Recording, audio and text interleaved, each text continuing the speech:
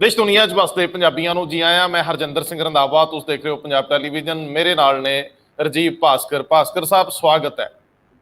ਸ਼ੁਕਰੀਆ ਰੰਧਾਵਾ ਜੀ।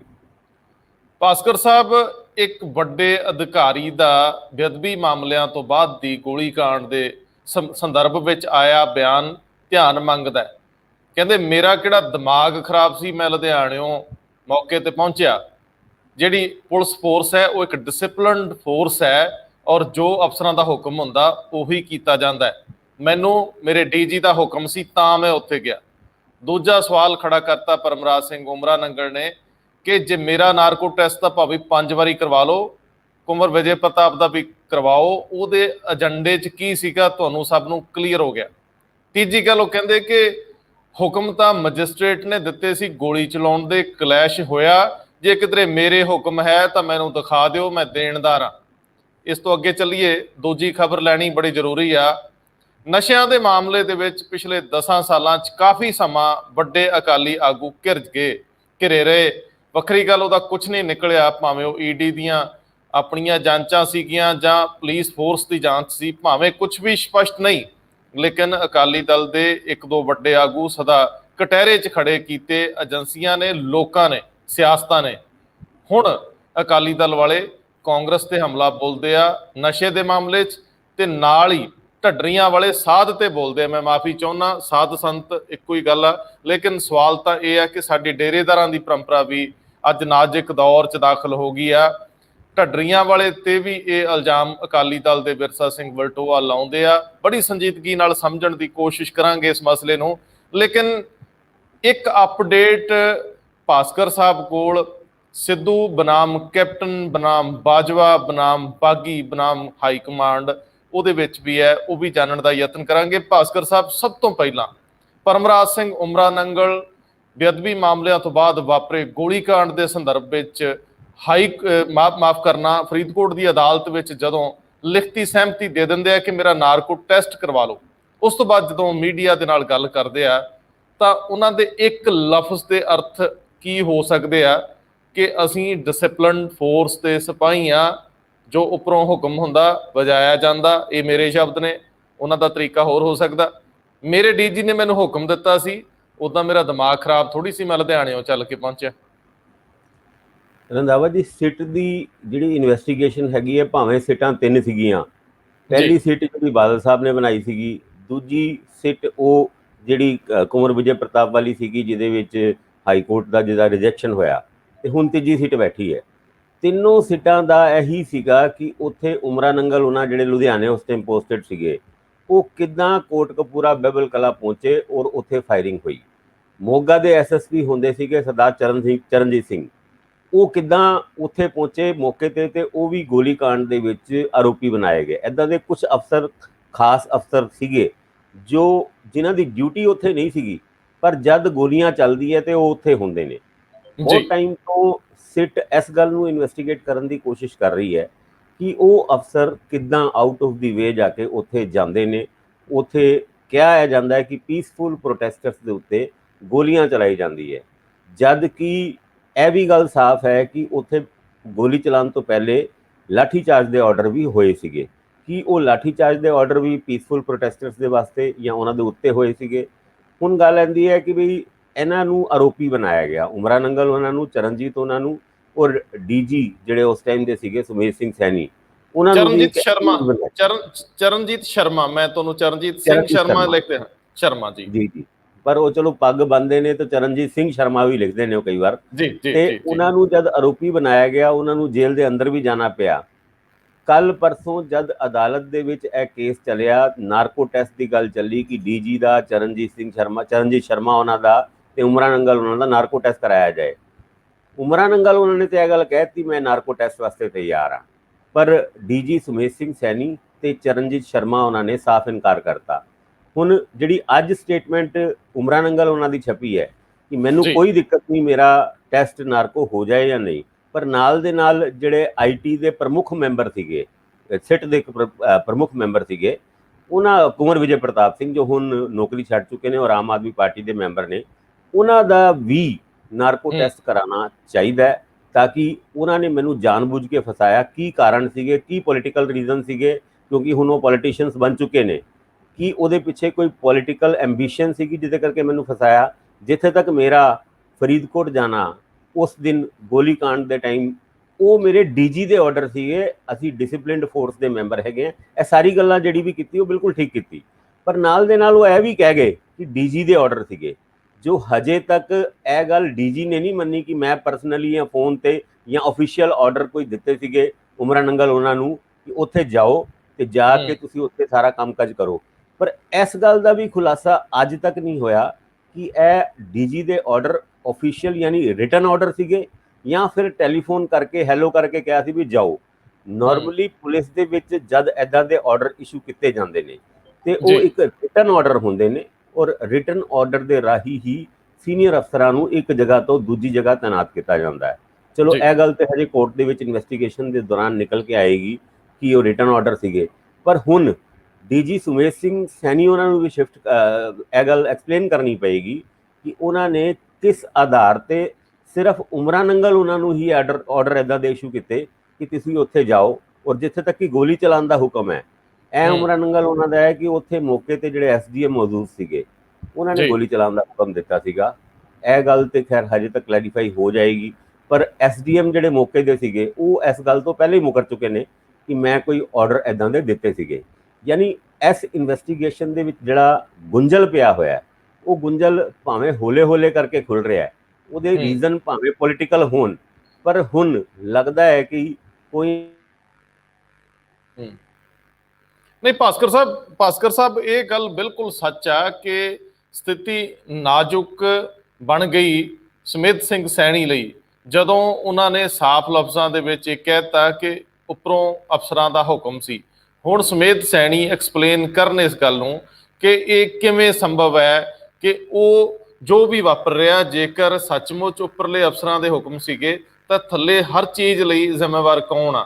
ਕੀ ਸੁਮੇਧ ਸਿੰਘ ਸੈਣੀ ਇਸ ਗੱਲ ਦਾ ਖੁਲਾਸਾ ਕਰਨਗੇ ਕਿ ਦੂਰ ਬੈਠ ਕੇ ਉਸ ਸਥਿਤੀ ਨੂੰ ਕਿਸ ਤਰੀਕੇ ਨਾਲ ਵੇਖ ਰਹੇ ਸੀਗੇ, ਜਾਂ ਉਹਨਾਂ ਦਾ ਏਜੰਡਾ ਜਿਹੜਾ ਸੀ ਉਹ ਕੀ ਸੀਗਾ ਕਿ ਇਹਦੇ ਉੱਤੇ ਅੱਗੇ ਜਾ ਕੇ ਕੋਈ ਵੱਡੇ ਲੋਕ, ਸਿਆਸੀ ਲੋਕ, ਕਿਉਂਕਿ ਕੁਦਰਤੀ ਆ ਡੀਜੀਪੀ ਔਰ ਪੰਜਾਬ ਦੇ ਮੁੱਖ ਮੰਤਰੀ ਦਾ ਆਪਸ ਵਿੱਚ ਰਾਬਤਾ ਲਗਾਤਾਰ ਰਹਿੰਦਾ ਹੈ, ਔਰ ਖਾਸ ਤੌਰ ਤੇ ਸੈਂਸਿਟਿਵ ਇਸ਼ੂਜ਼ ਦੇ ਉੱਤੇ ਕੋਈ ਵੀ ਆਪਣੇ ਪੋਲੀਟੀਕਲ ਬੌਸ ਤੋਂ ਬਿਨਾਂ ਫੈਸਲੇ ਨਹੀਂ ਲੈਂਦਾ। ਸੋ ਸੁਮੇਧ ਸਿੰਘ ਸੈਣੀ ਲਈ ਇੱਕ ਬੜੀ ਅਟਪਟੀ ਸਥਿਤੀ ਹੈ ਕਿ ਹੁਣ ਉਹ ਇਹਨੂੰ ਕਿਵੇਂ ਐਕਸਪਲੇਨ ਕਰਨਗੇ, ਕਿਵੇਂ ਜਸਟੀਫਾਈ ਕਰਨਗੇ ਉਮਰਾ ਨੰਗਲ ਦੀ ਇਸ ਸਟੇਟਮੈਂਟ ਨੂੰ, ਤੇ ਫਿਰ ਉਹ ਕਿਸ ਖਾਤੇ 'ਚ ਪਾਉਣਗੇ, ਇਹ ਦੇਖਣਾ ਹੋਊਗਾ।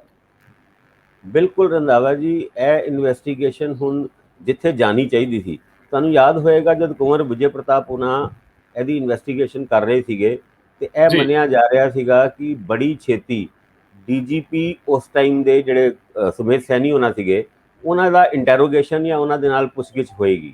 ਪਰ ਉਸ ਤੋਂ ਪਹਿਲੇ ਹੀ ਸੁਮੇਧ ਸਿੰਘ ਸੈਣੀ ਉਹਨਾਂ ਕਈ ਚੈਨਲਾਂ ਤੇ ਦੇਖੇ ਗਏ ਤੇ ਉਹਨਾਂ ਨੇ ਉਹ ਸਾਰੀ ਗੱਲਾਂ ਉਹਨਾਂ ਚੈਨਲਾਂ ਦੇ ਰਾਹੀਂ ਐਕਸਪਲੇਨ ਕੀਤੀ, ਜਿਹਦੇ ਬਾਅਦ ਉਹਨਾਂ ਦੀ ਪੁੱਛਗਿੱਛ ਜਿਹੜੀ ਹੋਣੀ ਸੀਗੀ ਉਹ ਰਹਿ ਗਈ। ਦੂਜੇ ਪਾਸੇ ਜਦ ਸਿੱਟ ਦੀ ਇਨਵੈਸਟੀਗੇਸ਼ਨ ਚੱਲ ਰਹੀ ਸੀ ਤੇ ਲਾਸਟ ਪ੍ਰਮੁੱਖ ਖਬਰ ਜਿਹੜੀ ਕੁੰਵਰ ਵਿਜੇ ਪ੍ਰਤਾਪ ਉਹਨਾਂ ਦੀ ਸਿੱਟ ਦੀ ਸੀਗੀ ਕਿ ਉਹ ਹਰਿਆਣਾ ਦੀ ਸੁਨਾਰੀਆ ਜੇਲ੍ਹ ਦੇ ਵਿੱਚ ਜਾਣਗੇ ਤੇ ਡੇਰਾ ਮੁਖੀ ਜਿਹੜਾ ਗੁਰਮੀਤ ਰਾਮ ਰਹੀਮ ਹੈਗਾ ਉਹਦੀ ਪੁੱਛਗਿੱਛ ਕਰਕੇ ਪੁੱਛਣ ਦੀ ਕੋਸ਼ਿਸ਼ ਕੀਤੀ ਜਾਏਗੀ ਕਿ ਉਹ ਜਿਹੜੀ ਮਾਫੀਨਾਮੇ ਦੀ ਚਿੱਠੀ ਹੈ ਉਹ ਕਿਹਦੇ ਰਾਹੀਂ ਅਕਾਲ ਤਖਤ ਦੇ ਵਿੱਚ ਜਾਂ ਦਰਬਾਰ ਸਾਹਿਬ ਉਹਨਾਂ ਨੇ ਭੇਜੀ ਸੀਗੀ।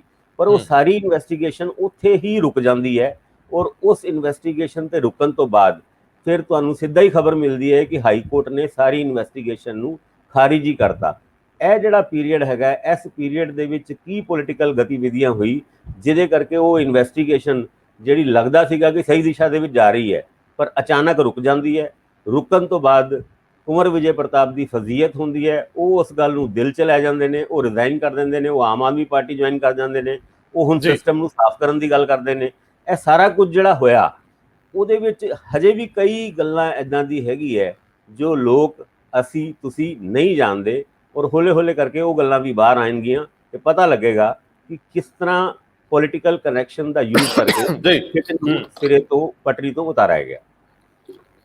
ਗੱਲ ਇਹ ਹੈ ਭਾਸਕਰ ਸਾਹਿਬ ਕਿ ਜੇ ਸਥਿਤੀ ਨੂੰ ਦੂਜੇ ਐਂਗਲ ਤੋਂ ਦੇਖਿਆ ਜਾਵੇ, ਅੱਜ ਭਾਵੇਂ ਕੁੰਵਰ ਵਿਜੇ ਪ੍ਰਤਾਪ ਨੂੰ ਜਿਹੜੇ ਮਰਜ਼ੀ ਕਟਹਿਰੇ 'ਚ ਖੜਾ ਕਰ ਦਈਏ ਜਾਂ ਕੋਈ ਵੀ ਉਹਨਾਂ ਤੇ ਐਲੀਗੇਸ਼ਨ ਲਾਵੇ, ਲੇਕਿਨ ਕੁੱਲ ਮਿਲਾ ਕੇ ਜਿਸ ਤਰੀਕੇ ਨਾਲ ਇਹ ਕੜੀਆਂ ਕੁੰਵਰ ਵਿਜੇ ਪ੍ਰਤਾਪ ਨੇ ਜੋੜੀਆਂ, ਪਿੱਛੋਂ ਲਿਆ ਕੇ ਇਹ ਸਾਰੀ ਘਟਨਾ ਸਾਜ਼ਿਸ਼ੀ ਬਣਾਈ, ਜਾਂ ਜਿੱਦਾਂ ਸਾਜ਼ਿਸ਼ ਉਹਨਾਂ ਨੇ ਨੰਗੀ ਕੀਤੀ, ਤਾਂ ਮੈਨੂੰ ਲੱਗਦਾ ਹੈ ਕਿ ਇਹ ਸੱਚਮੁੱਚ ਸੌਦਾ ਸਾਧ ਨੂੰ ਮਾਫੀ ਤੋਂ ਲੈ ਕੇ ਫਿਲਮ ਦੇ ਚੱਲਣ ਤੋਂ ਲੈ ਕੇ ਅਕਾਲ ਤਖਤ ਸਾਹਿਬ ਤੋਂ ਦੁਬਾਰਾ ਉਸ ਮਾਫੀ ਨੂੰ ਵਾਪਸ ਲਏ ਜਾਣ ਤੱਕ, ਤੇ ਫਿਰ ਉਸ ਤੋਂ ਬਾਅਦ 2017 ਦੀ ਇਲੈਕਸ਼ਨ ਵਿੱਚ ਇੱਕ ਖਾਸ ਧਿਰ ਵੱਲੋਂ ਮਦਦ ਕੀਤੇ ਜਾਣ ਦੀ ਗੱਲ, ਇਹ ਸਾਰੇ ਦ੍ਰਿਸ਼ ਵਿੱਚ ਕੁੰਵਰ ਵਿਜੇ ਪ੍ਰਤਾਪ ਨੂੰ ਕਾਫੀ ਮਿਹਨਤ ਕਰਨੀ ਪਈ ਔਰ ਉਹਨਾਂ ਨੂੰ ਆਪਣੀ ਇੱਕ ਵੱਡੀ ਅਹੁਦੇਦਾਰੀ ਜਿਹੜੀ ਪੁਲਿਸ ਫੋਰਸ ਵਿੱਚ ਉਹ ਛੱਡਣੀ ਪਈ।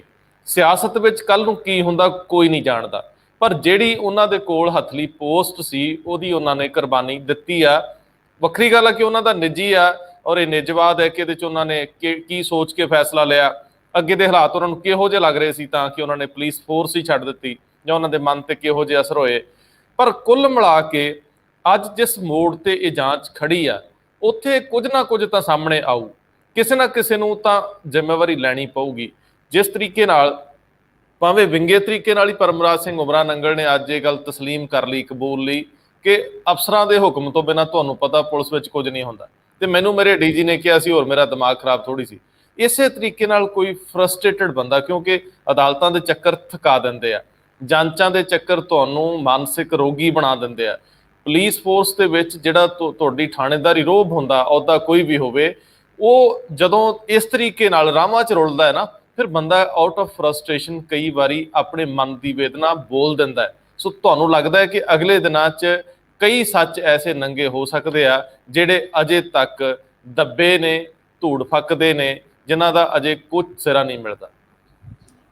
ਰੰਧਾਵਾ ਜੀ, ਸਭ ਤੋਂ ਜ਼ਿਆਦਾ ਇੰਪੋਰਟੈਂਟ ਚੀਜ਼ ਹੋਗੀ ਹੈ ਕਿ ਜਿਹੜਾ ਤੁਸੀਂ ਸੱਚ ਕਹਿਣਾ ਚਾਹੁੰਦੇ ਹੋ, ਕਈ ਵਾਰ ਕੋਈ ਵੀ ਮੁਜਰਿਮ ਉਹ ਸਰਕਾਰੀ ਗਵਾਹ ਬਣਨਾ ਚਾਹੁੰਦਾ ਹੈ, ਪਰ ਜਿਹੜੀ ਪੋਲੀਟੀਕਲ ਰੀਜ਼ਨਸ ਹੁੰਦੇ ਨੇ ਉਹਨੂੰ ਸਰਕਾਰੀ ਗਵਾਹ ਨਹੀਂ ਬਣਨ ਦਿੱਤਾ ਜਾਂਦਾ। ਐਦਾਂ ਹੀ ਜਿਹੜੀ ਤੁਸੀਂ ਗੱਲ ਕਹਿ ਰਹੇ ਹੋ, ਚਰਨਜੀਤ ਸ਼ਰਮਾ ਉਹਨਾਂ ਦੀ ਨਾਲ ਮੇਰੀ ਮੁਲਾਕਾਤ ਉਹਨਾਂ ਦਿਨਾਂ ਦੇ ਵਿੱਚ ਹੋਈ ਸੀਗੀ, ਉਹ ਇੰਨਾ ਕੁ ਟੁੱਟ ਚੁੱਕੇ ਸੀਗੇ, ਉਹ ਕਈ ਲੀਡਰਾਂ ਦੇ ਘਰ ਵੀ ਗਏ ਸੀਗੇ, ਉਹਨਾਂ ਨੂੰ ਆਪਣੀ ਗੱਲ ਨੂੰ ਸਮਝਾਉਣ ਦੀ ਵੀ ਕੋਸ਼ਿਸ਼ ਕੀਤੀ ਸੀਗੀ, ਪਰ ਕਿਸੇ ਵੀ ਲੀਡਰ ਨੇ ਉਸ ਟਾਈਮ ਉਹਨਾਂ ਨੂੰ ਹੱਥ ਪੱਲਾ ਨਹੀਂ ਫੜਾਇਆ ਤੇ ਉਹਨਾਂ ਨੂੰ ਜੇਲ੍ਹ ਵੀ ਜਾਣਾ ਪਿਆ। ਔਰ ਜਿਸ ਤਰੀਕੇ ਨਾਲ ਉਹਨਾਂ ਦੀ ਗ੍ਰਿਫਤਾਰੀ ਹੋਈ ਸੀ ਉਹ ਵੀ ਬੜੀ ਨਾਟਕੀ ਅੰਦਾਜ਼ ਦੇ ਵਿੱਚ ਸੀਗੀ। ਔਰ ਅੱਜ ਜਿਹੜੀ ਅਸੀਂ ਗੱਲ ਕਰਦੇ ਹਾਂ ਕਿ ਜੇ ਕਿਤੇ ਕੋਈ ਅੰਦਰ ਦੀ ਗੱਲ, ਖਾਸ ਕਰਕੇ ਐਕਿਊਜ਼ ਸਰਕਾਰੀ ਗਵਾਹ ਬਣ ਕੇ ਜਾਂ ਸਰਕਾਰ ਦੇ ਪੱਖ ਦੇ ਵਿੱਚ ਭੁਗਤਣਾ ਚਾਹੇ, ਪਰ ਸਰਕਾਰ ਕੀ ਹੈ ਚਾਹੁੰਦੀ ਹੈ, ਕੀ ਉਹ ਚਾਹੁੰਦੀ ਹੈ ਕਿ ਕੋਈ ਅਫਸਰ ਐਦਾਂ ਦਾ ਕੋਈ ਸਰਕਾਰੀ ਗਵਾਹ ਬਣ ਕੇ ਜਿਹੜੀ ਸੱਚੀ ਗੱਲ, ਸਾਰੀ ਗੱਲ ਉਹ ਦੱਸ ਦੇ। ਦਿੱਕਤ ਤੇ ਇਹੀ ਹੈ ਕਿ ਜਿਹੜੇ ਸਰਕਾਰੀ ਗਵਾਹ ਜਾਂ ਪੂਰੀ ਗੱਲਬਾਤ ਦੱਸਣਾ ਵੀ ਚਾਹੁੰਦੇ ਨੇ, ਉਹਨਾਂ ਨੂੰ ਵੀ ਇਸ ਗੱਲ ਦਾ ਵਿਸ਼ਵਾਸ ਨਹੀਂ ਕਿ ਜੇ ਕਿਤੇ ਮੈਂ ਇਹ ਗੱਲ ਕੱਢੀ ਵੀ ਕਿ ਮੈਂ ਸਭ ਕੁਝ ਦੱਸਣ ਵਾਸਤੇ ਤਿਆਰ ਹਾਂ, ਤੇ ਕਿਤੇ ਹੁਕਮਨਾਮ ਜਿਹੜੇ ਹਕੂਮਤ ਦੇ ਲੋਕ ਨੇ ਉਹੀ ਨਾ ਕਿਸੇ ਉਹਨਾਂ ਨੂੰ ਟਾਰਗੇਟ ਕਰ ਲੈਣ। ਤੇ ਇਹ ਵਿਸ਼ਵਾਸ ਹਜੇ ਐਕਿਊਜ਼ ਜਿਹੜੇ ਹੈਗੇ ਨੇ ਉਹਨਾਂ ਨੂੰ ਨਹੀਂ ਹੈਗੀ। ਉਮਰਾ ਨੰਗਲ ਨੇ ਪਹਿਲੀ ਵਾਰ ਇਹ ਗੱਲ ਕੀਤੀ ਹੈ ਕਿ ਮੇਰੇ ਜਿਹੜੇ ਡੀਜੀ ਸੀਗੇ ਉਹਨਾਂ ਨੇ ਮੈਨੂੰ ਆਰਡਰ ਦਿੱਤੇ ਸੀਗੇ, ਅੱਜ ਤੋਂ ਪਹਿਲੇ ਕਦੀ ਵੀ ਕਿਸੇ ਇਨਕੁਆਇਰੀ ਦੀ ਇਨਵੈਸਟੀਗੇਸ਼ਨ ਦੇ ਵਿੱਚ ਜਾਂ ਜਦ ਵੀ ਉਹਨਾਂ ਤੋਂ ਪੁੱਛਗਿੱਛ ਹੋਈ ਆ, ਉਹਨਾਂ ਨੇ ਇਹ ਗੱਲ ਕਦੀ ਵੀ ਆਪਣੇ ਮੂੰਹ ਤੋਂ ਨਹੀਂ ਕਹੀ ਕਿ ਮੈਨੂੰ ਡੀਜੀ ਨੇ ਭੇਜਿਆ ਸੀਗਾ। ਇੱਕ ਹੋਰ ਪਹਿਲੂ, ਤੁਹਾਨੂੰ ਲੱਗਦਾ ਕਿ ਜਦੋਂ ਨਾਰਕੋ ਟੈਸਟ ਲਈ ਹਾਮੀ ਭਰਤੀ ਹੈ ਤਾਂ ਕਿਤੇ ਨਾ ਕਿਤੇ ਉਮਰਾ ਨੰਗਲ ਦੇ ਦਿਮਾਗ 'ਚ ਇਹ ਗੱਲ ਚੱਲਦੀ ਹੋਵੇ ਕਿ ਮਤੇ ਜਦੋਂ ਨਾਰਕੋ ਟੈਸਟ ਮੌਕੇ ਮੈਨੂੰ ਨੀਮ ਬੇਹੋਸ਼ੀ ਸ਼ਾਇਦ ਕੀਤੀ ਜਾਂਦੀ ਜਾਂ ਕੁਝ ਵੀ ਹੈ ਜਿਹਦੇ ਵਿੱਚ ਜਾਣਕਾਰੀ ਬੰਦੇ ਦੀ ਬ੍ਰੇਨ ਮੈਪਿੰਗ ਜਾਂ ਜੋ ਵੀ ਹੁੰਦਾ, ਮੈਨੂੰ ਕੋਈ ਜਾਣਕਾਰੀ ਨਹੀਂ ਟੈਕਨੀਕਲੀ, ਉਹ ਜਦੋਂ ਹੋਊਗੀ ਤੇ ਇਹ ਸੱਚ ਤਾਂ ਬਾਹਰ ਆਉਣਾ ਹੀ ਆ ਜਿਹੜੇ ਸੱਚ ਹੈਗੇ ਆ। ਸੋ ਉਮਰਾ ਨੰਗਲ ਨੂੰ ਡੀਜੀ ਨੇ ਉੱਥੇ ਭੇਜਿਆ, ਇਹ ਗੱਲ ਤਤਕਾਲੀ ਡੀਜੀ ਨੇ, ਇਹ ਗੱਲ ਜੇ ਬਾਅਦ ਚ ਸਾਹਮਣੇ ਆਉਂਦੀ ਉਹਦੇ ਨਾਲੋਂ ਪਹਿਲਾਂ ਹੀ ਦੱਸ ਦਿਓ ਤਾਂ ਕਿ ਮੁੜ ਕੇ ਜੇ ਕੋਈ ਫਜ਼ੀਹਤ ਹੋਣੀ ਆ ਜਾਂ ਕੋਈ ਤਕਲੀਫ ਹੋਣੀ ਆ ਜਾਂ ਲੋਕਾਂ 'ਚ ਗੱਲ ਜਾ ਕੇ ਸੁਰਖੀ ਬਣੂਗੀ, ਤੇ ਅੱਜ ਹੀ ਕਿਉਂ ਨਾ ਇਹਦੇ ਜਿਹੜੇ ਕਿਤੇ ਜਾਣਕਾਰੀ ਹੈ ਉਹਦੇ 'ਚ ਕੁਝ ਸਾਂਝੀ ਕਰਤੀ ਜਾਵੇ। ਰੰਧਾਵਾ ਜੀ, ਵੈਸੇ ਵੀ ਨਾ ਜਦ ਵੀ ਕਿਸੇ ਅਫਸਰ ਨੂੰ ਕਿਸੇ ਮੌਕੇ ਤੇ ਭੇਜਿਆ ਜਾਂਦਾ ਹੈ ਤੇ ਉਹਦੇ ਸੀਨੀਅਰ ਅਫਸਰ ਦੇ ਹੁਕਮ ਹੁੰਦੇ ਨੇ। ਉਹ ਲੁਧਿਆਣੇ ਪੋਸਟਡ ਸੀਗੇ, ਡੀਜੀ ਸਾਹਿਬ ਦਾ ਹੁਕਮ ਹੋਣਾ, ਉਹਨਾਂ ਨੂੰ ਭਾਵੇਂ ਅੱਧੀ ਰਾਤੀ ਫੋਨ ਗਿਆ ਹੋਏ ਕਿ ਵੀ ਤੁਸੀਂ ਉੱਥੇ ਪਹੁੰਚੋ, ਉਹਦੇ ਵਿੱਚ ਕਿਸੇ ਵੀ ਅਫਸਰ ਦੀ ਆਪਣੇ ਡੀਜੀ ਤੋਂ ਇਹ ਕਹਿਣ ਦੀ ਹਿੰਮਤ ਨਹੀਂ ਹੁੰਦੀ ਜੀ ਮੈਨੂੰ ਪਹਿਲੇ ਰਿਟਨ ਆਰਡਰ ਦਿਓ। ਉਹ ਰਿਟਨ ਆਰਡਰ ਫੋਲੋ ਕਰਦੇ ਹੁੰਦੇ ਆ, ਲੇਟ ਜਾਂਦੇ ਆ, ਤਦ ਤੱਕ ਉਹ ਅਫਸਰ ਉੱਥੇ ਤੈਨਾਤੀ ਤੇ ਪਹੁੰਚ ਜਾਂਦਾ ਹੈ। ਇਸ ਗੱਲ ਦੇ ਵਿੱਚ ਭਾਵੇਂ ਕੋਈ ਵੱਡਾ ਖੁਲਾਸਾ ਨਾ ਹੋਏ ਕਿ ਮੈਨੂੰ ਡੀਜੀ ਸਾਹਿਬ ਨੇ ਭੇਜਿਆ ਸੀਗਾ, ਪਰ ਇਹ ਖੁਲਾਸਾ, ਇਹ ਗੱਲ ਜਦ ਇੱਕ ਐਕਿਊਜ਼ ਜੋ ਪੂਰੀ ਇਨਵੈਸਟੀਗੇਸ਼ਨ ਦੇ ਦੌਰਾਨ ਇਸ ਗੱਲ ਨੂੰ ਆਪਣੀ ਜ਼ਬਾਨ ਤੇ ਨਹੀਂ ਲੈ ਕੇ ਆਂਦਾ ਕਿ ਮੈਨੂੰ ਡੀਜੀ ਨੇ ਭੇਜਿਆ ਸੀ, ਔਰ ਅੱਜ ਅਚਾਨਕ ਉਹ ਗੱਲ ਕਹਿੰਦਾ ਹੈ ਕਿ ਅਸੀਂ ਇੱਕ ਡਿਸਪਲਿਨਡ ਫੋਰਸ ਦੇ ਪਾਰਟ ਹਾਂ, ਸਾਡੇ ਡੀਜੀ ਨੇ ਮੈਨੂੰ ਭੇਜਿਆ ਸੀਗਾ ਤੇ ਇਸ ਕਰਕੇ ਮੈਂ ਉੱਥੇ ਗਿਆ ਸੀਗਾ।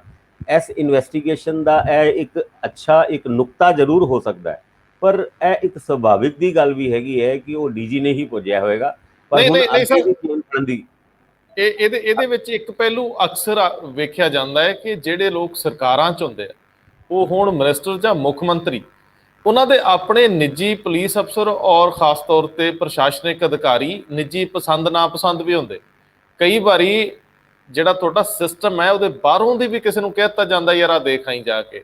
ਸੋ ਇਹ ਵੀ ਗੁੰਜਾਇਸ਼ ਹੋ ਸਕਦੀ ਹੁੰਦੀ ਆ ਕਿ ਜਦੋਂ ਤੁਹਾਡੇ ਕਿਸੇ ਸਿਆਸੀ ਬੌਸ ਨੇ ਤੁਹਾਨੂੰ ਕਿਹਾ ਹੋਵੇ, ਉਹਦੇ 'ਚ ਜਿਹੜਾ ਉੱਪਰਲਾ ਅਫਸਰ ਹੈ ਕਿਧਰੇ ਨਜ਼ਰਅੰਦਾਜ਼ ਵੀ ਕੀਤਾ ਹੋ ਸਕਦਾ। ਲੇਕਿਨ ਇਹ ਗੱਲ ਉਮਰਾ ਨੰਗਲ ਦੀ ਕਹਿਣ ਨਾਲ ਕਿ ਮੈਨੂੰ ਮੇਰੇ ਡੀਜੀ ਨੇ ਭੇਜਿਆ ਸੀਗਾ, ਸਥਿਤੀਆਂ ਕੁਝ ਹੱਦ ਤੱਕ ਸਾਫ਼ ਹੁੰਦੀਆਂ ਦਿਸਦੀਆਂ ਨੇ। ਹੁਣ ਡੀਜੀ ਨੂੰ ਕਿੰਨੇ ਅੱਗੇ ਉਹ ਸਾਰੀ ਜੋ ਉਸ ਦਿਨ ਕਾਰਵਾਈ ਹੋਈ, ਜੇ director general of police Sumedh Saini ਨੂੰ ਉਹਨਾਂ ਦਾ ਆਪਣਾ ਫੈਸਲਾ ਸੀ ਜਾਂ ਉਹਦੇ ਵਿੱਚ ਵੀ ਕੋਈ ਹੋਰ ਸੀ, ਇਹ ਤਾਂ ਅੱਗੇ ਜਾ ਕੇ ਨਸ਼ਰ ਹੋਣਗੀਆਂ ਚੀਜ਼ਾਂ ਜੇ ਹੋ ਸਕੀਆਂ ਤਾਂ, ਕਿਉਂਕਿ ਅਮੂਮਨ ਅਦਾਲਤੀ ਪ੍ਰਕਿਰਿਆਵਾਂ 'ਚ ਬਹੁਤ ਕੁਝ ਦੱਬ ਜਾਂਦਾ। ਬਿਲਕੁਲ ਠੀਕ ਕਹਿ ਰਹੇ ਹੋ। ਹੁਣ ਕੜੀ ਤੇ ਅੱਗੇ ਦੀ ਫੜਨੀ ਹੈ। ਜਿਹੜੀ ਤੁਸੀਂ ਗੱਲ ਕਹਿਣ ਦੀ ਕੋਸ਼ਿਸ਼ ਕਰ ਰਹੇ ਹੋ, ਇਹ ਗੱਲ ਵਾਕਈ ਪਬਲਿਕ ਵੀ ਜਾਣਦੀ ਹੈ ਕਿ ਉਮਰਾ ਨੰਗਲ ਉਹਨਾਂ ਦੀ ਬਾਦਲਕਿਆਂ ਦੇ ਨਾਲ ਜਿਹੜੀ ਯਾਰੀ ਕਹਿ ਲਓ ਜਾਂ ਕਲੋਜ਼ਨੈਸ ਕਹਿ ਲਓ, ਉਹ ਕਾਫੀ ਟਾਈਮ ਦੀ ਸੀਗੀ। ਤੇ ਇਹ ਪੋਲੀਟੀਕਲ ਆਰਡਰ ਵੀ ਹੋ ਸਕਦੇ ਨੇ, ਪਰ ਉਮਰਾ ਨੰਗਲ ਉਹਨਾਂ ਦੀ ਇਹ ਸਟੇਟਮੈਂਟ ਦੇ ਕੇ ਉਹਨਾਂ ਨੇ ਆਪਣੇ ਪੋਲੀਟੀਕਲ ਮਾਸਟਰਸ ਨੂੰ ਜਿਹੜੇ ਉਸ ਟਾਈਮ ਦੇ ਸੀਗੇ ਸ਼ਾਇਦ ਬਚਾਉਣ ਦੀ ਵੀ ਕੋਸ਼ਿਸ਼ ਕੀਤੀ ਹੋਈ ਕਿ ਮੈਨੂੰ ਤੇ ਮੇਰੇ ਆਰਡਰ ਡੀਜੀ ਨੇ ਦਿੱਤੇ ਸੀਗੇ। ਹੁਣ ਡੀਜੀ ਨੂੰ ਕਿੰਨੇ ਆਰਡਰ ਦਿੱਤੇ ਸੀਗੇ ਉਹ ਵੀ ਗੱਲ ਬੜੀ ਸਾਫ਼ ਦੀ ਸਮਝ ਆਉਂਦੀ ਹੈ, ਕਿਉਂਕਿ ਅੱਧੀ ਰਾਤੀ ਡੀਜੀ ਦੇ ਨਾਲ ਮੁੱਖ ਮੰਤਰੀ ਨੇ ਆਪ ਗੱਲ ਕੀਤੀ ਸੀ। ਇਹ ਗੱਲ ਇਨਵੈਸਟੀਗੇਸ਼ਨ ਦੇ ਦੌਰਾਨ ਆ ਚੁੱਕੀ ਹੈ, ਪਰ ਉਹ ਆਰਡਰ ਵੀ ਵਰਬਲੀ ਸੀ ਜਾਂ ਰਿਟਨ ਸੀਗੇ, ਇਹਦੇ ਉੱਤੇ ਹਜੇ ਖੁਲਾਸਾ ਹੋਣਾ ਬਾਕੀ ਹੈ। ਪਰ ਚੇਨ ਤੇ ਹੁਣ ਫੜ ਲਈ ਹੈ ਤੇ ਉੱਤੇ ਤੱਕ ਜਾਏਗੀ, ਜਾਂ ਉੱਤੋਂ ਤੋਂ ਜਿਹੜੀ ਚੇਨ ਫੜੀ ਜਾਏਗੀ ਉਹ ਥੱਲੇ ਤੱਕ ਜਾਏਗੀ। ਗੱਲ ਦੀ ਇਨਵੈਸਟੀਗੇਸ਼ਨ ਕੋਈ ਬਹੁਤ ਵੱਡੀ ਨਹੀਂ ਹੈ, ਪਰ ਕਿਉਂਕਿ ਵੱਡੇ ਵੱਡੇ ਲੋਕ ਇਹਦੇ ਵਿੱਚ ਇਨਵੋਲਵ ਨੇ, ਪੋਲੀਟੀਕਲ ਇਨਫਲੂਐਂਸ ਇਹਦੇ ਵਿੱਚ ਇਨਵੋਲਵ ਨੇ, ਤੇ ਇੰਨੀ ਕੋਈ ਇਨਵੈਸਟੀਗੇਸ਼ਨ ਦੇ ਵਿੱਚ ਇੰਨੇ ਸਾਲ ਲੱਗ ਗਏ। ਤੁਸੀਂ ਇਸ ਤੋਂ ਅੰਦਾਜ਼ਾ ਲਾ ਸਕਦੇ ਹੋ ਕਿ ਜੇ ਕਿਤੇ 2-4 ਮਹੀਨੇ ਦਾ ਪ੍ਰੈਸ਼ਰ ਕੈਪਟਨ ਅਮਰਿੰਦਰ ਸਿੰਘ ਉਹਨਾਂ ਦੇ ਉੱਤੇ ਪੈ ਗਿਆ ਕਿ ਇਸ ਸਿੱਟ ਦੀ ਇਨਵੈਸਟੀਗੇਸ਼ਨ ਦਾ ਸਿੱਟਾ 1-2 ਮਹੀਨੇ ਦੇ ਵਿੱਚ ਕੱਢੋ, ਤੇ ਮੁਸ਼ਕਿਲ ਸਵਾਲ ਹੈ। ਕਿਉਂਕਿ ਜਿਹੜਾ ਸਵਾਲ 3 ਘੰਟੇ ਦੇ ਵਿੱਚ ਪੂਰਾ ਕਰਨਾ ਸੀਗਾ, ਉਹਨੂੰ ਅਗਰ ਤੁਹਾਨੂੰ 15 ਮਿੰਟ ਦਿੱਤੇ ਜਾਣ ਕਿ 15 ਮਿੰਟ 'ਚ ਸਵਾਲ ਪੂਰੇ ਕਰੋ, ਤੇ ਸ਼ਾਇਦ ਸਵਾਲ ਦਾ ਜਵਾਬ ਦੇਣ ਵਾਲਾ ਵਿਦਿਆਰਥੀ ਪਰੇਸ਼ਾਨ ਤੇ ਹੋਏਗਾ। ਬਿਲਕੁਲ ਠੀਕ ਹੈ, ਲੇਕਿਨ ਜਿਹੜੀ ਗੱਲ ਤੁਸੀਂ ਮੁੱਖ ਮੰਤਰੀ ਦੀ ਡੀਜੀ ਨਾਲ ਹੋਣ ਦੀ ਕਰਦੇ ਹੋ, ਉਹ ਸੱਚਮੁੱਚ ਰਿਕਾਰਡ ਦੇ ਵਿੱਚ ਦਰਜ ਆ। ਇਹ ਗੱਲ ਕਈ ਵਾਰੀ ਜ਼ਿਕਰ ਹੋਇਆ, ਜਿਹੜੀ ਪਹਿਲੀ SIT ਸੀ, ਕਿ ਕਈ ਵਾਰੀ ਦਰਜਨ ਤੋਂ ਵੱਧ ਵਾਰੀ ਇਹ ਗੱਲਬਾਤ ਹੋਈ। ਕੋਈ ਤਾਂ 27 ਵਾਰ ਵੀ ਕਹਿੰਦੇ ਕਿ ਹੋਈ ਰਾਤ ਗੱਲ ਮੁੱਖ ਮੰਤਰੀ ਦੇ ਵੱਖ-ਵੱਖ ਅਧਿਕਾਰੀਆਂ ਨਾਲ, ਜਾਂ ਉਦੋਂ ਦੇ MLA ਜਿਹੜੇ ਮਨਤਾਰ ਬਰਾੜ ਸੀਗੇ। ਸਵਾਲ ਇਹ ਹੈ ਕਿ ਇਸੇ ਮਾਮਲੇ ਦੇ ਵਿੱਚ ਹਾਈ ਕੋਰਟ ਦੀ ਜੱਜਮੈਂਟ, ਜਿਹਦੇ ਤੋਂ ਬਾਅਦ ਕੁੰਵਰ ਵਿਜੇ ਪ੍ਰਤਾਪ ਆਪਣਾ ਅਹੁਦਾ ਛੱਡ ਜਾਂਦੇ ਆ, ਉਹਦੇ ਵਿੱਚ ਇਹ ਵੀ ਕਿਹਾ ਗਿਆ ਕਿ ਇਹ ਸੁਭਾਵਕ ਹੁੰਦਾ ਇੱਕ ਮੁੱਖ ਮੰਤਰੀ ਦੀ ਆਪਣੇ ਡਾਇਰੈਕਟਰ ਜਨਰਲ ਆਫ ਪੁਲਿਸ ਨਾਲ ਗੱਲਬਾਤ ਕਰਨੀ ਜਾਂ ਅਧਿਕਾਰੀਆਂ ਨਾਲ ਗੱਲਬਾਤ ਕਰਨੀ। ਸੋ ਬੜੇ ਪੇਚ ਨੇ, ਬੜੇ ਅਦਾਲਤੀ ਪ੍ਰਕਿਰਿਆ ਦੇ ਵਿੱਚ ਹਰਡਲਸ ਆਉਣਗੀਆਂ, ਬੜੇ ਲੂਪਹੋਲ ਨੇ, ਔਰ ਬਹੁਤ ਜਗ੍ਹਾ ਤੇ ਰਾਤਾਂ ਮਿਲਦੀਆਂ ਨਜ਼ਰ ਆਉਂਦੀਆਂ ਇਨ ਐਡਵਾਂਸ। ਸੋ ਮੈਨੂੰ ਲੱਗਦਾ ਇਸ ਲੜਾਈ ਨੇ ਅੱਗੇ ਵਧਣਾ ਹੈ। ਜੇ ਕੈਪਟਨ ਅਮਰਿੰਦਰ ਸਿੰਘ ਇਹਨੂੰ, ਤੁਹਾਡੀ ਗੱਲ ਠੀਕ ਆ, 2-3 ਮਹੀਨਿਆਂ 'ਚ ਕੰਪਲੀਟ ਕਰਨਾ ਚਾਹਣ ਤਾਂ ਤੇਜ਼ੀ ਨਾਲ ਹੁੰਦੀ ਜਾਂਚ ਵਿੱਚ ਕਈ ਗਲਤੀਆਂ ਵੀ ਹੋਣਗੀਆਂ ਦੋਵੇਂ ਪਾਸਿਆਂ ਤੋਂ। ਸੋ ਮੈਂ ਇਤੋਂ ਇੱਕ ਕਦਮ ਅੱਗੇ ਚੱਲਾਂ ਕਿ ਅਸੀਂ ਉਸੇ 10 ਸਾਲ ਦੇ ਰਾਜ ਦੇ ਦੌਰਾਨ ਵਾਪਰੀਆਂ ਘਟਨਾਵਾਂ ਦਾ ਜ਼ਿਕਰ ਕਰ ਰਹੇ ਹਾਂ, ਤੇ ਕੱਲ ਵਿਰਸਾ ਸਿੰਘ ਵਲਟੋਆ ਨੇ ਬੜੇ ਸਖਤ ਲਫ਼ਜ਼ਾਂ ਦੇ ਵਿੱਚ ਜਿਹੜੀ ਹੈਰੋਇਨ ਦੀ ਵੱਡੀ ਖੇਪ ਫੜੀ ਗਈ ਸੀਗੀ, ਉਹਦੇ ਸਬੰਧ ਢੱਡਰੀਆਂ ਵਾਲੇ ਜਿਹੜਾ ਬਾਬਾ ਹੈ ਉਹਦੇ ਨਾਲ ਜੋੜੇ ਨੇ। ਢੱਡਰੀਆਂ ਵਾਲੇ ਦੇ ਨਾਲ ਨਾਲ ਕਾਂਗਰਸ ਤੇ ਵੀ ਹੱਲਾ ਬੋਲ ਕੀਤਾ ਕਿ 4 ਹਫ਼ਤੇ ਦਾ ਕੀ, ਹੁਣ 4.5 ਸਾਲ ਲੰਘ ਗਏ। ਤੁਹਾਨੂੰ ਲੱਗਦਾ ਕਿ ਦੋਹਰੇ ਜੇ ਮਾਪਦੰਡ ਨੇ ਸਾਰੀਆਂ ਸਿਆਸੀ ਧਿਰਾਂ ਦੇ, ਔਰ ਇਕੱਲੇ ਮਾਪਦੰਡ ਹੀ ਨਹੀਂ, ਮੂੰਹ ਰੱਖਣੀ ਕਰਦੇ ਆ, ਲੇਕਿਨ ਲੜਾਈ ਤਗੜੀ ਭਖੀ ਹੋਈ ਆ ਕਿ ਕੈਪਟਨ ਅਮਰਿੰਦਰ ਸਿੰਘ ਇੱਥੇ ਕੋਈ ਹੱਲਾ ਬੋਲ ਕਰਨਗੇ ਨਸ਼ਿਆਂ ਦੇ ਮਾਮਲੇ 'ਚ, ਕਿਉਂਕਿ ਗੁਟਕਾ ਸਾਹਿਬ ਦੀ ਸਹੁੰ ਇਹ ਲੋਕਾਂ ਨੂੰ ਹਜ਼ਮ ਨਹੀਂ ਜੇ ਹੁੰਦੀ।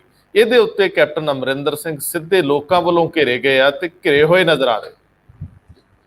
ਬਿਲਕੁਲ ਰੰਧਾਵਾ ਜੀ, ਜਿਸ ਤਰੀਕੇ ਨਾਲ ਕੈਪਟਨ ਅਮਰਿੰਦਰ ਸਿੰਘ ਉਹਨਾਂ ਨੇ ਬਠਿੰਡੇ ਦੀ ਧਰਤੀ ਦੇ ਵਿੱਚ ਸਹੁੰ ਚੱਕੀ ਸੀ, ਗੁਟਕਾ ਸਾਹਿਬ ਹੱਥ ਵਿੱਚ ਰੱਖ ਕੇ ਕਿਹਾ ਸੀਗਾ ਕਿ 4 ਹਫ਼ਤੇ ਦੇ ਵਿੱਚ ਅਸੀਂ ਨਸ਼ਿਆਂ ਨੂੰ ਖਤਮ ਕਰ ਦਾਂਗੇ, ਔਰ ਇਸ ਗੱਲ ਦੇ ਉੱਤੇ ਲੋਕਾਂ ਨੇ ਵਿਸ਼ਵਾਸ ਵੀ ਕੀਤਾ ਸੀਗਾ।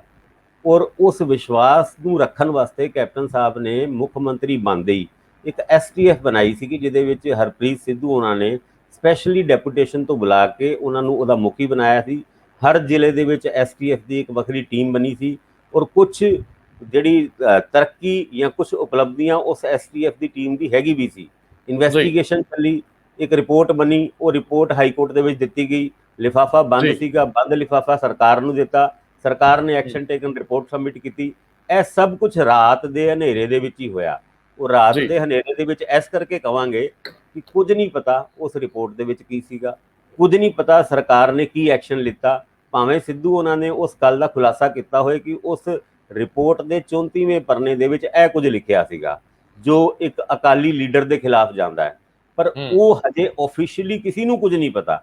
ਔਰ ਹੁਣ ਉਹੀ ਮੁੱਦੇ ਤੇ, ਉਸ ਡਰੱਗ ਦੇ ਮੁੱਦੇ ਤੇ ਜਿੱਥੇ ਅਕਾਲੀ ਦਲ ਘਿਰਿਆ ਹੋਇਆ ਸੀਗਾ 2017 ਦੇ ਵਿੱਚ, ਅੱਜ ਉਹੀ ਮੁੱਦਾ ਕਾਂਗਰਸੀਆਂ ਨੂੰ ਘੇਰਦਾ ਹੈ।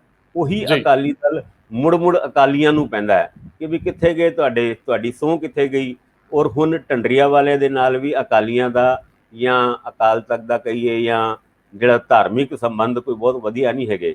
ਬਹੁਤ ਵਾਰ ਰਫੜ ਪਿਆ ਇਹਨਾਂ ਦਾ, ਕਈ ਵਾਰ ਬੈਨ ਲਾਇਆ ਗਿਆ ਢੰਡਰੀਆ ਵਾਲੇ ਦੇ ਉੱਤੇ। ਹੁਣ ਇਸ ਡਰੱਗ ਦੇ ਮੁੱਦੇ ਦੇ ਵਿੱਚ ਵੀ ਢੰਡਰੀਆ ਵਾਲੇ ਦਾ ਨਾਂ ਆਣਾ, ਖੈਰ ਇਹ ਮੁੱਦਾ ਤੇ ਇਨਵੈਸਟੀਗੇਸ਼ਨ ਦਾ ਹੈਗਾ ਕਿ ਕੌਣ ਕਿਹਦੇ ਕਲੋਜ਼ ਸੀਗਾ, ਪਰ ਉਹ ਡਰੱਗ ਦਾ ਮੁੱਦਾ ਇਲੈਕਸ਼ਨ ਤੋਂ 6 ਮਹੀਨੇ ਪਹਿਲੇ ਹੁਣ ਅਕਾਲੀਆਂ ਦੀ ਵਾਰੀ ਹੈ ਇਹਨੂੰ ਕੈਸ਼ ਕਰਾਉਣਾ। ਔਰ ਉਹਨੂੰ ਕੈਸ਼ ਕਰਾਉਣ ਵਾਸਤੇ ਉਹ ਕਈਆਂ ਦਾ ਨਾਂ ਵੀ ਲੈਣਗੇ ਔਰ ਕਈਆਂ ਦੇ ਉੱਤੇ ਐਲੀਗੇਸ਼ਨ ਵੀ ਲੱਗਣਗੇ, ਜਿਹਦੇ ਵਿੱਚੋਂ ਇੱਕ ਢੰਡਰੀਆ ਵਾਲਾ ਹੈਗਾ। ਪਰ ਫਿਲਹਾਲ ਇਸ ਮੁੱਦੇ ਤੇ ਕੈਪਟਨ ਅਮਰਿੰਦਰ ਸਿੰਘ ਘਿਰੇ ਹੋਏ ਨਜ਼ਰ ਆਉਂਦੇ ਨੇ, ਕਿਉਂਕਿ ਹਾਈ ਕਮਾਨ ਨੇ ਵੀ ਉਹਨਾਂ ਨੂੰ 18 ਸੂਤਰੀਆ ਕਾਰਜਕ੍ਰਮ ਦੇ ਵਿੱਚ ਇੱਕ ਵੱਡਾ ਪ੍ਰੋਗਰਾਮ, ਇੱਕ ਵੱਡਾ ਪੁਆਇੰਟ ਡਰੱਗ ਦਾ ਮੁੱਦਾ ਦਿੱਤਾ ਹੈ, ਜਿਹਦੀ ਲੱਕ ਤੋੜਨ ਦੀ ਗੱਲ ਕੈਪਟਨ ਸਾਹਿਬ ਪਹਿਲੇ ਹੀ ਪਬਲਿਕਲੀ ਕਹਿ ਚੁੱਕੇ ਨੇ ਕਿ ਵੀ ਮੈਂ ਤੇ ਲੱਕ ਤੋੜਤੀ। ਹੁਣ ਲੱਕ ਤੋੜਨ ਤੋਂ ਬਾਅਦ ਜੇ ਹਾਈ ਕਮਾਨ ਉਹਨਾਂ ਨੂੰ ਇਸ ਮੁੱਦੇ ਤੇ ਕੋਈ ਹੋਮਵਰਕ ਦਿੰਦੀ ਹੈ, ਇਟ ਮੀਨਸ ਹਾਈ ਕਮਾਨ ਨੂੰ ਵੀ ਪਤਾ ਹੈ ਕੋਈ ਲੱਕ ਨਹੀਂ ਟੁੱਟੀ, ਕੋਈ ਨਸ਼ਾ ਨਹੀਂ ਖਤਮ ਹੋਇਆ, ਤੇ ਇਸ ਮੁੱਦੇ ਤੇ ਕੰਮ ਕਰਨ ਦੇ ਉੱਤੇ ਜਿਹੜਾ ਇੱਕ ਪੁਆਇੰਟ ਹੋਰ ਇਨਕਲੂਡ ਕੀਤਾ ਗਿਆ ਉਹਨਾਂ ਦੇ 18 ਪੁਆਇੰਟ ਦੇ ਵਿੱਚ। ਅੱਗੇ ਚੱਲ ਕੇ ਇਸ ਦੇ ਉੱਤੇ ਕਿੰਨਾ ਕੰਮ ਕਰਦੇ ਆ, ਕਿੰਨਾ ਕੰਮ ਹੁੰਦਾ ਹੈ, ਇਹ ਤੇ ਬੜੀ ਛੇਤੀ ਤੁਹਾਨੂੰ ਪਤਾ ਲੱਗ ਜਾਏ, ਕਿਉਂਕਿ ਹਫ਼ਤੇ 10 ਦਿਨ ਦੇ ਅੰਦਰ ਅੰਦਰ ਉਮੀਦ ਹੈ ਕਿ ਕੈਪਟਨ ਇੱਕ ਪ੍ਰੈਸ ਕਾਨਫਰੰਸ ਕਰਕੇ ਇਹਨਾਂ ਸਾਰਿਆਂ ਮੁੱਦਿਆਂ ਦੇ ਉੱਤੇ ਜਿਹੜਾ ਬਲੂਪ੍ਰਿੰਟ ਤਿਆਰ ਕੀਤਾ ਹੈ ਉਹ ਲੋਕਾਂ ਦੇ ਸਾਹਮਣੇ ਰਿਵੀਲ ਕਰਨਗੇ। ਅੱਛਾ, ਜਾਂਦੇ ਜਾਂਦੇ ਹੁਣ ਮੈਨੂੰ ਇਹ ਦੱਸਿਓ, ਤੁਹਾਡੇ ਕੋਲ ਕੋਈ ਲੇਟੈਸਟ ਖਬਰ ਕੈਪਟਨ ਔਰ ਸਿੱਧੂ ਦੇ ਵਿਵਾਦ ਨਾਲ ਜੁੜੀ, ਜਾਂ ਪੰਜਾਬ ਜਿਹੜਾ ਕੈਬਨਿਟ ਇਹਦੇ 'ਚ ਫੇਰਬਦਲ, ਜਾਂ ਸੰਗਠਨ ਦੇ ਵਿੱਚ ਫੇਰਬਦਲ, ਨਵਾਂ ਪ੍ਰਧਾਨ ਲਾਉਣ ਦੀ, ਕੰਪੇਨ ਕਮੇਟੀ ਦਾ ਚੇਅਰਮੈਨ ਲਾਉਣ ਦੀ, ਜਿਹੜੀ ਤੁਸੀਂ ਮੇਰੇ ਨਾਲ ਗੈਰ ਰਸਮੀ ਗੱਲਬਾਤ 'ਚ ਕਰਦੇ ਸੀ, ਕੋਈ ਪੁਖਤਾ ਜਾਣਕਾਰੀ ਤਾਂ ਜ਼ਰੂਰ ਸ਼ੇਅਰ ਕਰ ਦਿਓ। ਕਾਂਗਰਸ ਦੇ ਵਿੱਚ ਜਿਹੜਾ ਰਫੜ ਪਿਆ ਹੋਇਆ ਉਹਦੇ ਉੱਤੇ ਇੱਦਾਂ ਲੱਗਦਾ ਹੈ ਕਿ ਹਾਈ ਕਮਾਨ ਕੈਪਟਨ ਤੇ ਸਿੱਧੂ ਕੋਈ ਪੋਲੀਟੀਕਲ ਕੀਕਲੀ ਖੇਡ ਰਹੇ ਨੇ। ਉਸ ਕੀਕਲੀ ਤੋਂ ਨਿਕਲਦਾ ਕੀ ਹੈ, ਕਿਉਂਕਿ ਸਿੱਧੂ ਉਹਨਾਂ ਜਦ ਉਹ ਕਹਿੰਦੇ ਨੇ ਕੈਪਟਨ ਦੇ ਖਿਲਾਫ ਪ੍ਰੈਸ ਕਾਨਫਰੰਸ ਜਾਂ ਪੱਤਰਕਾਰਾਂ ਦੇ ਨਾਲ ਗੱਲ ਕਰਦੇ ਹੋਏ, ਜੋ ਉਹਨਾਂ ਦਾ ਅੰਦਾਜ਼ ਹੈਗਾ ਉਹ ਇੱਦਾਂ ਹੈਗਾ ਕਿ ਜੇ ਕੈਪਟਨ ਸਾਹਿਬ ਸਾਹਮਣੇ ਆ ਜਾਣ ਤੇ ਹੁਣੇ ਹਾਥਾਪਾਈ ਹੋ ਜਾਣਗੇ। ਔਰ ਕੈਪਟਨ ਸਾਹਿਬ ਜਦ ਸਿੱਧੂ ਦਾ ਨਾਂ ਕਹਿੰਦੇ ਨੇ, ਉਹ ਕਹਿੰਦੇ ਨੇ ਇਹਦੇ ਵਾਸਤੇ ਦਰਵਾਜ਼ੇ ਮੇਰੇ ਸਦਾ ਵਾਸਤੇ ਬੰਦ। ਹੁਣ ਉਹੀ ਕੈਪਟਨ ਅਮਰਿੰਦਰ ਸਿੰਘ ਜਦ ਹਾਈ ਕਮਾਨ ਨੂੰ ਮਿਲ ਕੇ ਆਉਂਦੇ ਨੇ ਤੇ ਇਹ ਗੱਲ ਕਹਿੰਦੇ ਨੇ ਮੈਨੂੰ ਹਾਈ ਕਮਾਨ ਦਾ ਕੋਈ ਵੀ ਫੈਸਲਾ ਉਹ ਮਨਜ਼ੂਰ ਹੋਏਗਾ।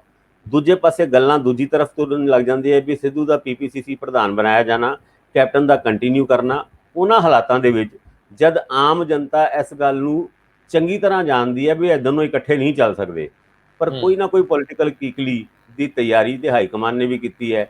ਔਰ ਕਿਹਾ ਜਾਂਦਾ ਹੈ ਕਿ 3, 4, 6 ਮਹੀਨੇ ਸ਼ਾਇਦ ਕੈਪਟਨ ਅਮਰਿੰਦਰ ਸਿੰਘ ਕੰਟੀਨਿਊ ਕਰਨ, ਪਰ ਇਹ 6 ਮਹੀਨੇ ਦੇ ਵਿੱਚ ਕੌਣ ਹਾਰੇਗਾ, ਕੌਣ ਜਿੱਤੇਗਾ, ਕੌਣ ਕੁਰਸੀ ਤੋਂ ਉਤਰੇਗਾ ਤੇ ਕਿਹੜਾ ਕੁਰਸੀ ਤੇ ਚੜ੍ਹੇਗਾ, ਬਹੁਤ ਕੁਝ ਹੋਣਾ ਹੈ। ਔਰ ਉਹਨੂੰ ਦੇਖਣ ਵਾਸਤੇ ਸਾਡੇ ਦਰਸ਼ਕ, ਹਾਲਾਂਕਿ ਜਦੋਂ ਆਪਾਂ ਸਿੱਧੂ ਦੇ ਵਿਵਾਦ ਦੀ ਗੱਲ ਕਰਦੇ ਹਾਂ ਤੇ ਸਾਡੇ ਦਰਸ਼ਕ ਇਸ ਗੱਲ ਤੋਂ ਨਾਰਾਜ਼ ਵੀ ਹੁੰਦੇ ਨੇ ਵੀ ਕੋਈ ਸਿੱਟਾ ਤੇ ਤੁਸੀਂ ਕੱਢਦੇ ਨਹੀਂ, ਸਾਰੀ ਗੱਲਾਂ ਸਪੈਕੂਲੇਟਿਵ ਹੁੰਦੀ ਹੈ। ਹੁਣ ਆਪਾਂ ਦਰਸ਼ਕਾਂ ਤੋਂ ਮਾਫੀ ਤੇ ਚਾਹੁੰਦੇ ਹਾਂ, ਪਰ ਇਸ ਸਪੈਕੂਲੇਸ਼ਨ ਵਾਸਤੇ ਸਾਨੂੰ ਮਜਬੂਰ ਵੀ ਕਾਂਗਰਸ ਹਾਈ ਕਮਾਨ ਨੇ ਔਰ ਕੈਪਟਨ ਅਮਰਿੰਦਰ ਸਿੰਘ ਦੀ ਪੋਲੀਟੀਕਲ ਕੀਕਲੀ ਨੇ ਕੀਤਾ ਹੈ, ਜਿਹਦੇ ਕਰਕੇ ਸਾਨੂੰ ਇਹ ਅੰਦਾਜ਼ਾ ਲਾਉਣਾ ਪੈਂਦਾ ਹੈ। ਕੁਝ ਸਾਡੇ ਸੂਤਰ ਦੱਸਦੇ ਨੇ ਕਿ ਅੱਗੇ ਚੱਲ ਕੇ ਇਹ ਹੋਏਗਾ।